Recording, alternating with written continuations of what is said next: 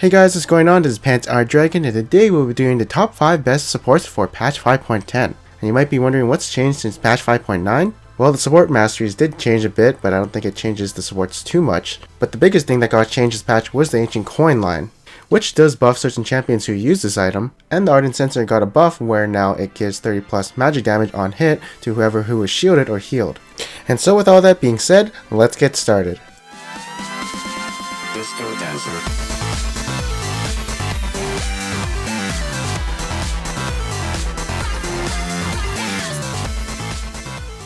Alright, so number 5 is going to be Alistar. This guy's actually pretty popular right now, especially like Master and Challenger. And there's definitely a lot to his kit. First of all, he has a ton of CC coming from his Q and W. And with this, he can roam around and, make his ganks or go in lane and set up for his jungler and his AD carry. He's also got some sustain for himself and his AD carry, so he's not totally useless if he can't go in. And yeah, he's just a naturally tanky support because of his ultimate giving him 70% reduced damage. And when he does have this, he can also break CC if he's getting caught out or, turret dive since the turret's going to do nothing to him. And definitely with all these things in his kit, he's definitely going to be one of the strongest mid-game supports as he can use his spells to appeal for his teammates, or he can be initiator and go in onto the enemy. And he's also fairly tanky in his ultimate. Now, the thing is about Alistar is he doesn't really do that much damage. Like, after he does his WQ onto the enemy, he doesn't have any skills to follow up with any damage. Except for, I guess, his auto attacks and his passive. But it's still just not enough. And so basically, after his WQ combo, he's pretty useless. But he definitely makes up for that with his powerful CC combo and his tankiness. Up next is going to be Thresh. And I've said this many times before, but he's a champion who can actually carry his lane to victory. So if you're a really good Thresh player and know how to play support, you can literally carry your AD carry to victory.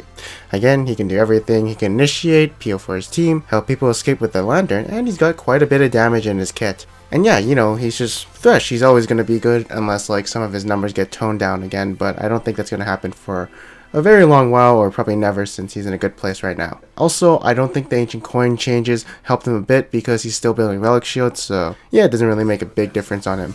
Next up is going to be Soraka, and right here she is actually indirectly buffed because she's a really good user with the Ancient Coin and didn't really like Spell Thief too much. Plus, when she gets a Nomad's Medallion, she gets more health when creeps die so she can heal more. And she has percent movement speed coming from her passive, so since she has that flat movement speed coming from the Ancient Coin, she's definitely going to have more movement speed and can go rescue people faster in certain situations. Along with the Ancient Coin being buffed, there's also the Ardent Censer, which a lot of people are actually building on her right now. And her skills allow her to keep constantly proc it since her heals come up every 2 seconds, and she has an AoE heal. So yeah, she can constantly keep her team healthy and ready to fight. And you guys might find it kind of weird that I'm putting her in a tier list all of a sudden, but honestly I've always felt that she was strong for solo queue, especially when she was ahead because she would just save people from dying and not letting the enemy have a comeback. And she's actually going to probably be one of my supports that I'm going to play when I have to fill for support. Since, well, she's pretty easy to play, right? Next up is going to be Nautilus. Nothing really happened to him. He's still very strong, has a ton of CC, and just scales by acquiring levels. And so he's going to remain at number 2 still. And at number 1 is still going to be Janna, who is actually indirectly buffed since the Ancient Coin line did get buffed. So she wasn't a great user with Spell Thief. The only way she could proc it was either using her W or, auto attacking. And even Q, but it wasn't really that great of harassing at the enemies, so it wasn't the best way of proccing it, unlike some other champions. But now she can buy the Ancient Coin since, it's better now. It synergizes way better with her kit since, the passive on her W does give bonus percent movement speed. And when you combine that with flat movement speed, it gives a really good bonus. So that means she has more mobility around the map than she had before. And just like Soraka, Ardent Censer synergizes well with Janna's kit.